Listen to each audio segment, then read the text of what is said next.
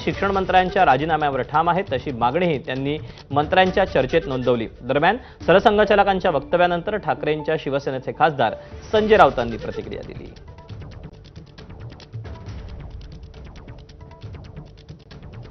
नई पीढ़ी प्रश्न पूछती है, उनको तर्क बताना पड़ता है।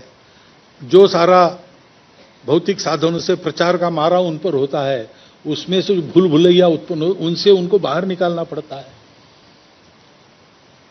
तो एक तो बहुत अधिक अपनापन देने की जरूरत है, समय देने की जरूरत है और संवाद करने की जरूरत है। डिक्टेशन नहीं, डिस्कशन, ऑर्डर नहीं, कॉन्सेंसस। हम कुछ उनको बताएंगे कि नहीं, तो हम सीखेंगे कि नहीं, हम ही जानकारी लेंगे कि नहीं, ये करना पड़ेगा।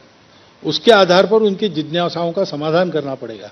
जो हम उनको बताएंगे वो अपने जीवन में उनको दिखना चाहिए।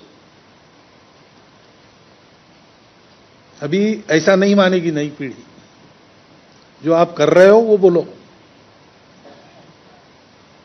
वो तो बड़ा वो विश्लेषण करते हैं।